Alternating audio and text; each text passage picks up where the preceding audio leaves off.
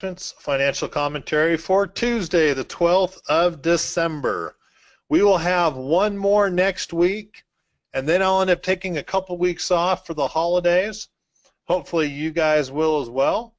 With that said, I want to go over 3 questions that some people asked me. And one of them was, how do you take time off for the holidays? And suggest we do as well. So, for those of you that have been with me for a while, how do you take time off? If you can or if you want to. I know some of you use options. How do you take time off? You can't really ignore it. And Dave, I knew you'd write that in. There goes Dave. Just ignore it and hope it's okay later on. You can't afford that. What if something happens? How do you take time off from your personal account when it's your nest egg, when it's everything you have? There we go. That's a good answer. Yes, you can add long puts to protect positions. Now, when I say I'm going to take some time off, I'm always watching the market. But I'm not going to be doing some chat sessions. I'm going to enjoy the holidays. Why do I feel I can get away with that? Because low to no volume over the Christmas holiday means no new trend changes. What else is probably going to happen here before the end of the month? What else will happen before the end of the month here?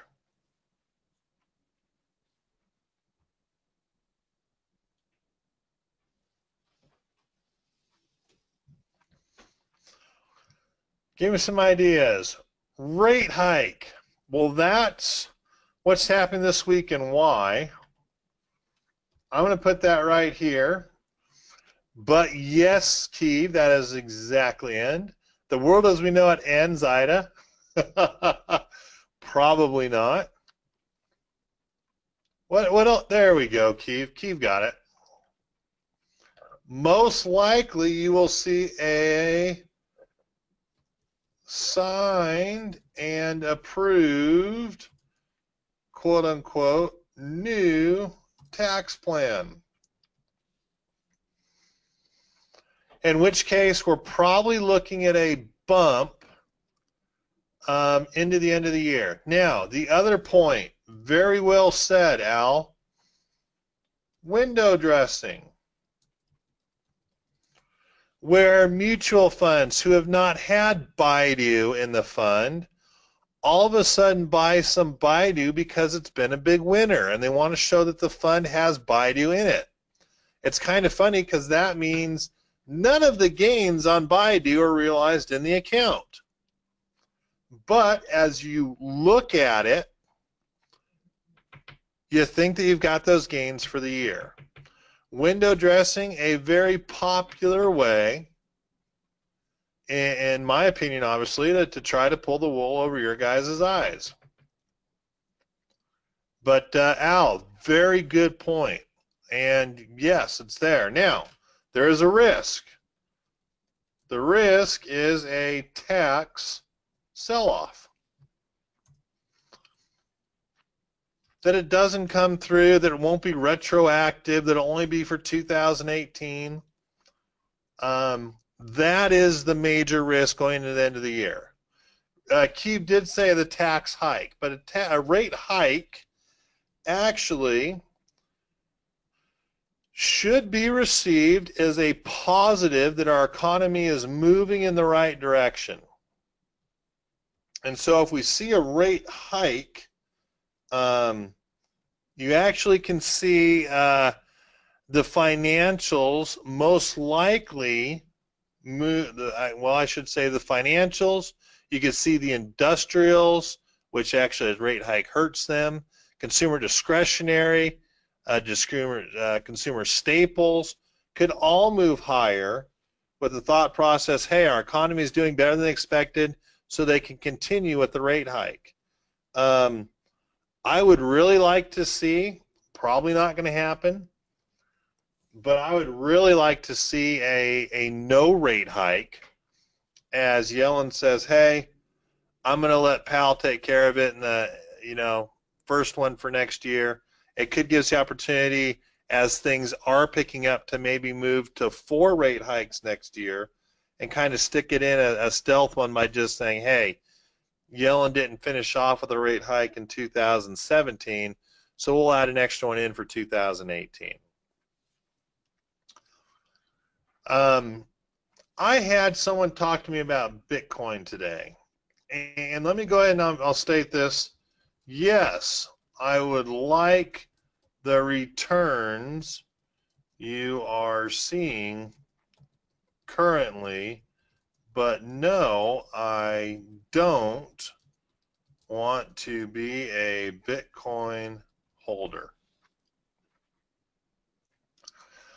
Pretty amazing that I've had a lot of people ask me over the last little while about penny stocks, about if I would invest in Bitcoin, if I'd invest in penny stocks. And my answer is no. Kevin, why?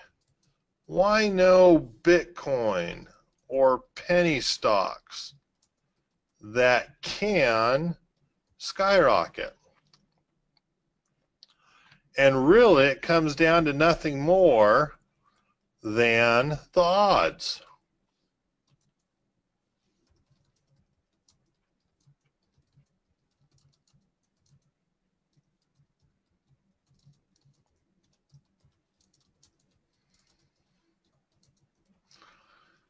The odds are the same as gambling in Vegas, but there's a but. And you don't get a show and a drink. Why not invest in the Powerball, lottery, or the racetrack? Simple. I'm not a gambler. I am a professional, registered investment advisor. I'm not interested in taking 100 penny stocks and dividing $100,000 over it trying to get rich. I'm not in Bitcoin because there's no money before or after taxes there right now. I'm not interested in gambling clients' money or my own money on something that's so fundamentally weak that it doesn't make any sense to be in it and hope that there's a turnaround or that it's going to catch fire. Well, Kevin, isn't that how Amazon came to pass? And yes. But it's pretty funny because I actually brought an article in on Amazon that best describes the way I feel. Looking for the next Amazon, this is an amazing article for you guys to read about some of the pitfalls that you'd had to get your 38,000% return on. Some of the losses that can occur where it fell 15% in just 3 days, 107 different times. How insane it would have been to hold Amazon through all this with zero earnings till 2016. So when people talk to me about Bitcoin, I kind of chuckle because I'm noticing people that aren't willing to purchase a whole Bitcoin or have a fractional Bitcoin, even though they could own a whole Bitcoin out of the 21 million, that the sales are being, they can't sell them right now. The exchanges are having a hard time where the sale might not come till 3 days later. A very interesting article on some of the problems that exchanges are having with Bitcoins.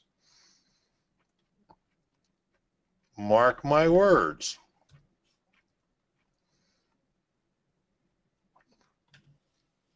Bitcoin has not been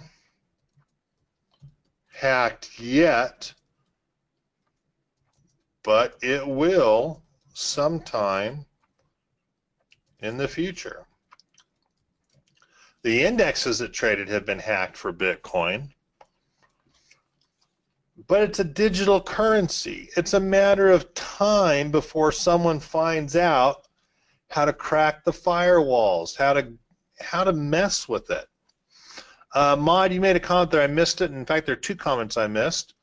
Doesn't that usually mean that it's at the top? Quite possibly, but Maud, the buy the dippers have come in every time we've had even a pullback. We have yet to have a pullback for, what, 13 consecutive months now of 3 to 7%. We don't have a pullback yet. So I'm not sure if we're at the top or not.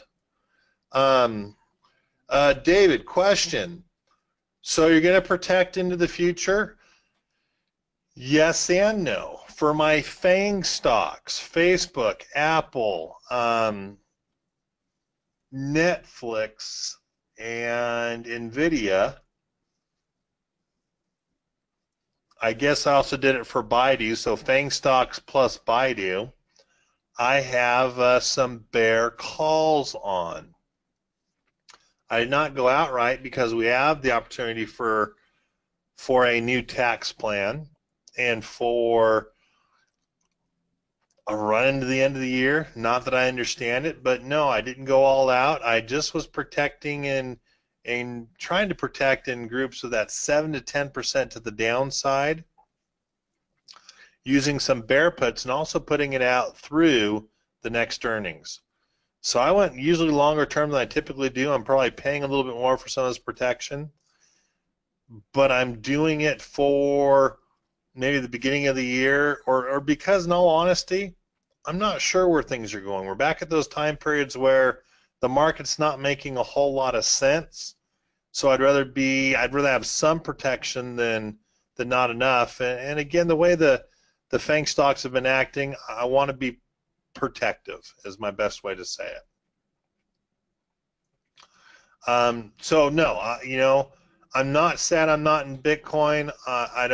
I do wish I had made some of those runs up, but for what I do, I could not in good conscience be in Bitcoin and be a money manager when there's no value, there's no profitability, there's no income. No, I could not be in that group and have a fiduciary responsibilities for clientele. Please comment on remarks like the buildings need the house to servers for Bitcoin trading, energy needed will be, yeah, because Bitcoin is so unregulated right now. Supposedly there are 21 million of them, blah, blah, blah, blah. I mean, the problem with Bitcoin is it's a good way to money launder money for obviously those that are doing something illegal. The protection and the way to regulate a Bitcoin, how do I say it? The IPO for the ideas were done legally, but how to secure the safety of a Bitcoin from fraud was not thought out. And in the U.S., again, for all intents and purposes, is behind the curve. I just asked, please comment on the remark like the buildings need to house the servers for Bitcoin trading and energy needed will be gargantuan. Yes, to put enough protections to watch for fraud, to monitor, it is huge, and they're not in place. So there's a huge risk. You could see Bitcoins, even with the futures right now, you could see it lose half its value overnight. Well, you could see that for any stock. Maybe. But when the value is a perceived value, not a monetary value, it's difficult. It really is difficult. Someone talked to me about timing, and it's a really interesting question. I'd like you to finish this statement. If you want all the upside, you have to be willing to take what? How are you going to finish that sentence? If you want all the upside, you have to be willing to take what?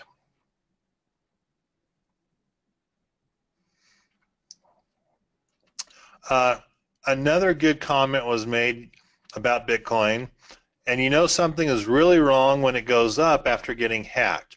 And again, it was the exchange that got hacked on Bitcoin, not Bitcoin itself. The exchange values got hacked. So, yes, there's something wrong. Going to take, perfect, all the risk. I had a very interesting conversation with one of my high net worth individuals that, yes, because we're in Apple and Baidu and we had quite a bit of it, my high net worth, the $750,000 or more group, is my group that's outperforming this year.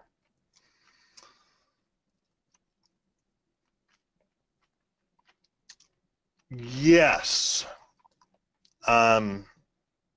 They're happy, and yes, they could have done better than a 23 to 26.5% return.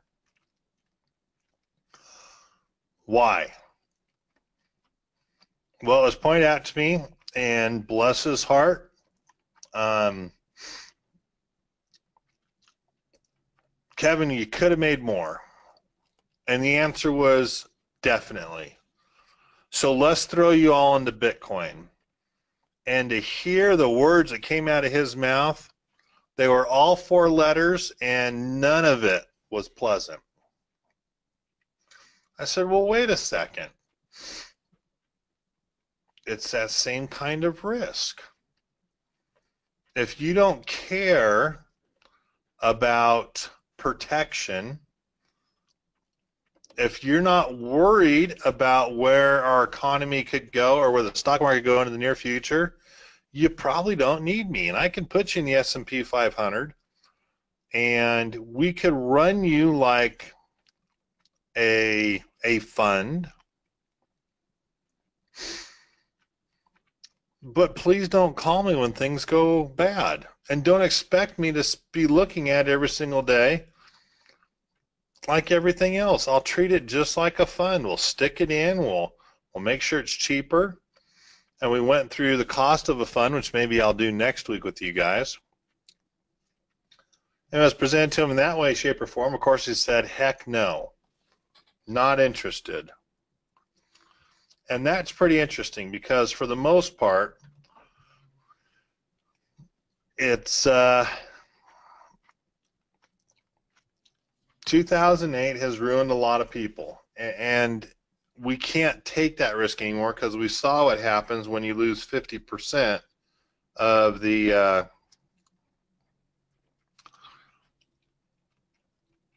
when you lose 50% of the value of your portfolio, and people have worked too hard for that. I did think it was pretty interesting that, for lack of a better term, that it was brought up this way. But guys, you've worked too hard for your money to just let it ride or turn it into gambling.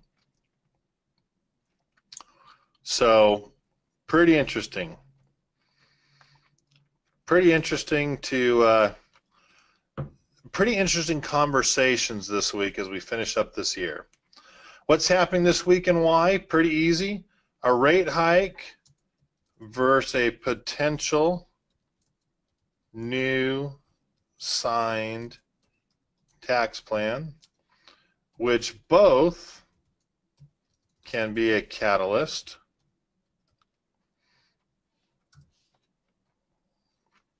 which would be really funny. Where all markets end this week, I'm going to tell you we definitely can go higher. Too much uncertainty, too much buy the dippers, too many people window dressing to catch up. Our market, once again, bullish and overbought. If we look at the S&P 500, same exact thing. Bullish and overbought. And if we look at the Qs, they're bullish and not quite overbought. Obviously a sector rotation going out of technology into financials, yet people realized last week, hey, technology's not dead. There's still an opportunity in technology, and you saw some Apples and some Facebooks bounce back. Nvidia did, Amazon really did. Pretty interesting to see how people run back pretty quickly. I would still agree that we're going to have a 1.5% return for December. Need to change that one. For December, earnings, really nothing has any earnings. Remax and Pure One Imports on Wednesday. Adobe, Costco, Oracle are the ones I'm watching on Thursday. JBL is also there. FOMC rate decision on Wednesday, and in all honesty, retail sales, if it's not close to the number, and retail sales is what, 0.3, I believe, is 0.3. If retail sales is not close to the number, you may see some people worry about GDP and if we still have people buying, but in all honesty, so much was done where you had record online sales. I also think you'll have pretty good retail sales as well. Wednesday, industrial production retail sales for for China. So pretty quiet week. I have an interesting article on the Bitcoin problem that was just discovered. This is about a week old, on fractional Bitcoins not being liquid, being able to sell. Brian Wines, Dow could start turning for white loss at any time. 6 things that Bill Gross think investors need to worry about in 2018. So pretty quiet. I think we're going to be doing really good running into the end of the year. I do have the Amazon article. I think it's pretty interesting read, so I'd suggest to read it. With all that said, questions. What questions do you guys have? This may just be a quick half-hour one. What questions do you have? And so I should say yes on Apple, Netflix, Nvidia, and that's for just new orders. Old ones are way in the money.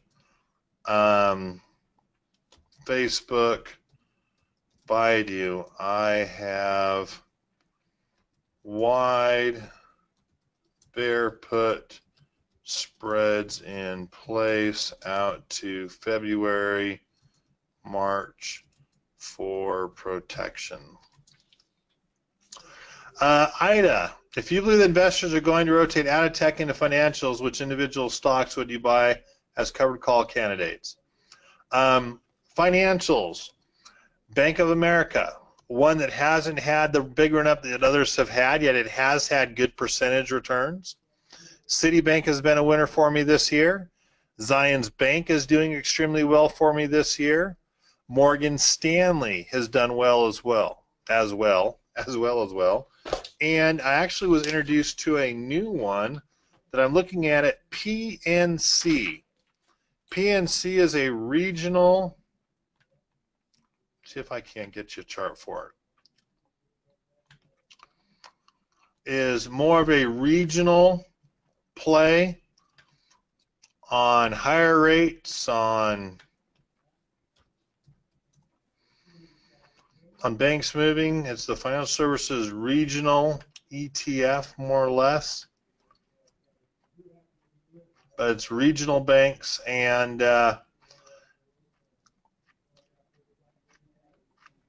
it's expensive, and it's now overbought, but it's one I would look at. That's what I'm going to tell you there. It's one to look at.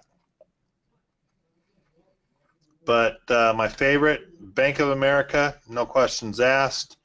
Citigroup, even though I've got better returns on Citigroup, is just more expensive. Zions Bank, now at $50 a share, and Morgan Stanley, probably in that order.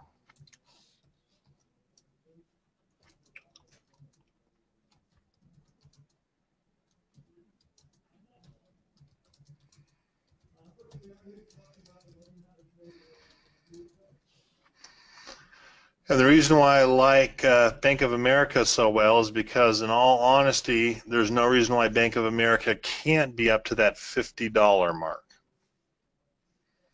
So let's see it hit $50. Great question, Ida. Okay, so Dave and Al, Dave, let me get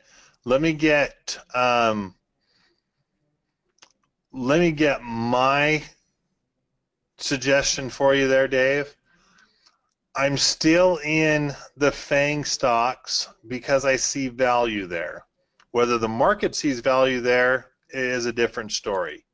But I still see value in Apple, Baidu, even though Baidu has taken a hit. They're doing some investing. I don't quite understand why they haven't moved up like they were supposed to after their good earnings, other than they've moved too far too fast.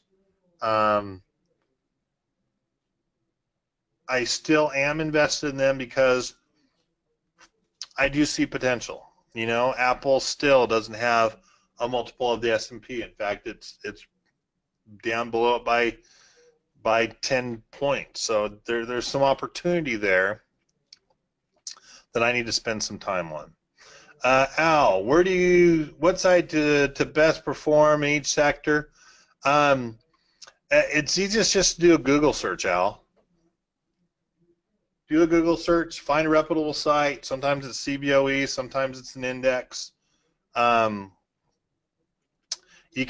know what's surprising, Al, in regards to that question? Anyone here would have thought the Dow would rip up as well as it's done this year?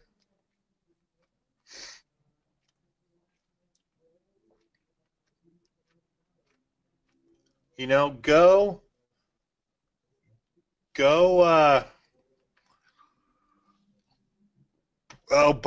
Boeing's the best one. And now I don't necessarily use an exact one. I spend a lot of time over Christmas going through new opportunities and running my own numbers for potential new stocks. But I'm usually not just looking at an individual sector.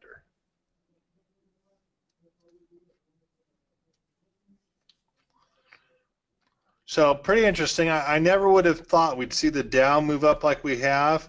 There was a rotation out, one or two out of the Dow, which obviously is going to make it look a little bit better. But pretty interesting. CBOE usually runs a lot of information, and the New York Stock Exchange will run a lot of information for sectors and which is doing better in each sector. Okay, any other questions you guys have?